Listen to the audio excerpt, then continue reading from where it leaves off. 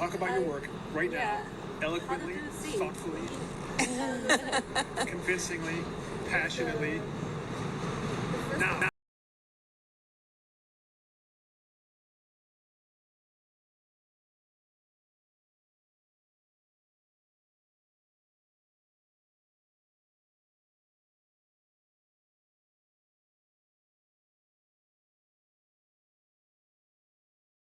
Meantime, just while I've been experimenting with video, is just kind of making these video poems. One of my big topics is climate change and humans kind of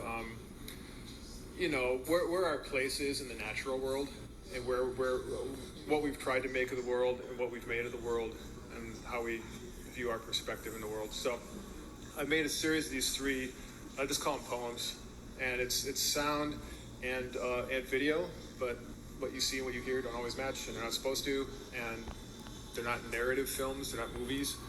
They're just sounds and images that you can interpret however you want to. But all I'll really say is that, the theme is confronting nature. That's really all you need to know. Actually, my family's face. Actually, I'm still playing.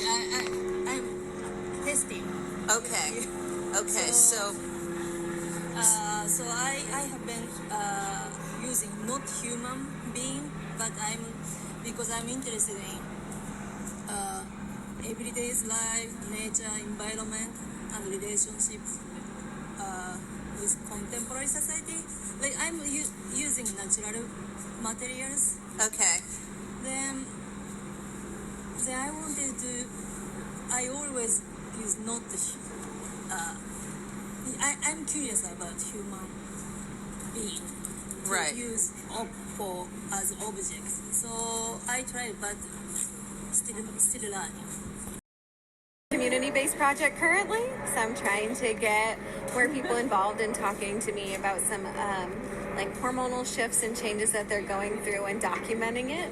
I use watercolor as my main practice because I feel like a lot of classical watercolorists use it for documenting things in nature, right? Scientific illustrations use classical watercolors, and I just truly love the chaotic control that I have with that medium. So I've been working on the hormonal shifts and being in relation with people and creating more of a community and a way to hold a safe space for people when they're going so through. I might a pair of necking bottles that are hand built out of porcelain, and a very large oil painting that has some symbols in it, Okay. like flying tangerines and floating raspberries and things to like cling onto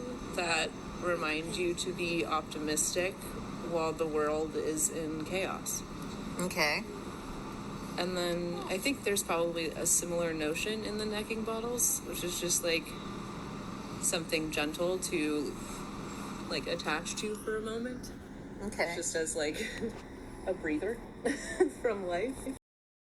I guess I'm interested in obviously the technological aspect of being able to capture the three-dimensional world in 3 dimensions and then reproduce it, and what the implications of that are as an artist. I find that to be fascinating and kind of endless now that I've found the technology. And the other part is, I think it's applicable to humanity in our lives, all for my life as well, as a human with a finite amount of time here. So we're looking at buildings that are, what should we preserve, and what is historically relevant, and what's the difference between, it's sort of like hospice. We have that for humans, right? And it's for buildings. It's just sort of a different way of looking, less linear way of looking at life and material structure. For me, humans as material as well. So it gives me some perspective. And the idea of curated decay is sort of the idea of life isn't meant necessarily to go on forever, and objects don't necessarily last forever, and maybe that's all right. Mine have to do with humanity's relationship to the earth and thoughts that go back to ancient origin stories and far into the future, thinking about how humans will continue, assuming we are able to keep the earth habitable for human beings, and how necessary it is to realize that